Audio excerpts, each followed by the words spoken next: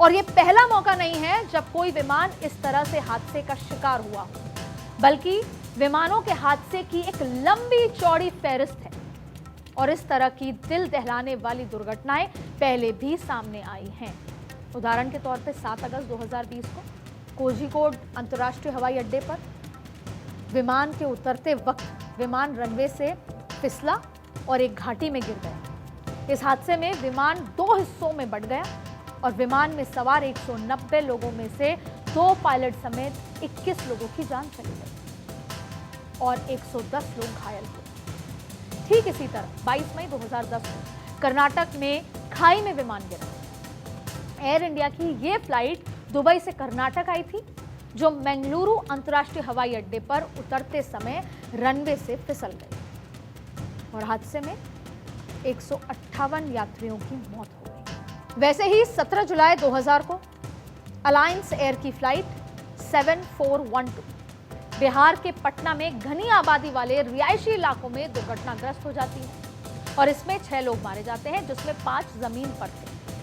वैसे ही 12 नवंबर 1996 को चरखी दादरी में यह बड़ा हादसा हुआ। यह अब तक का सबसे बड़ा प्लेन हादसा हुआ, जब सऊदी फ्लाइट 763, बोइंग 747 और कजाकिस्तान एयरलाइंस फ्लाइट 1907 बीच हवा में टकरा जाती हैं और इस हादसे में कुल 349 लोगों की मौत हो जाती है। ये भारत में हुए कुछ ऐसे विमान हादसे हैं जिनके बाद हमें उनसे सबक लेने की जरूरत थी और सिस्टम में बड़ा सुधार लाने की जरूरत है। इसके अलावा कुछ मानक भी तय किए गए हैं, जिसके तहत पायलट लाइसेंसिंग की बात करें, उड़ान योग्यता, विमान रखरखाव समेत कई तरह के नियम बनाए गए हैं। इनके हिसाब से सभी विमानों को उड़ान से पहले उनकी उड़ान योग्यता के लिए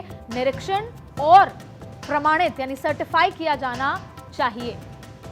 यह सुनिश्चित करता है कि विमान सुरक्षित और परिचालन योग्य है हर उड़ान से पहले। और इसी तरह पायलट्स के लिए भी उड़ान भरने के लिए लाइसेंस हासिल करना, जिसमें अलग अलग जो तरह के विमान हैं उन विमानों के लिए कई तरह के लाइसेंस शामिल हैं। डीजीसीए पायलट्स की परीक्षा और जांच आयोजित करता है और पायलट्स को लाइसेंस देता है कि वो योग्य हैं, एक्सपीरियंस्ड हैं।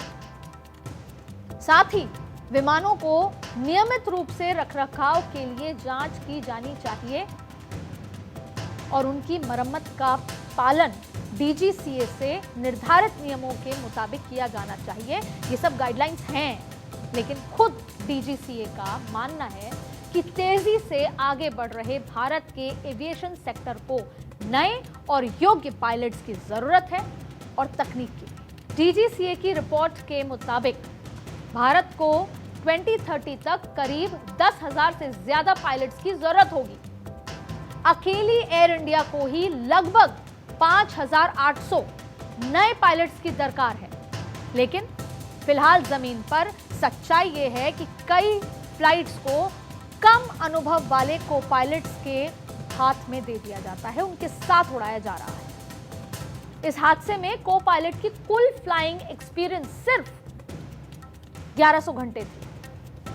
जब तेजी से उड़ानें बढ़ाई जा रही हैं और उतनी ही तेजी से कुशल पायलट ना मिल रहे हों, तब क्या हम एक बड़े रिस्क की ओर आगे बढ़ रहे हैं? तो मेरा सवाल वही है कि आखिर जान से खिलवाड़ कौन कर रहा है?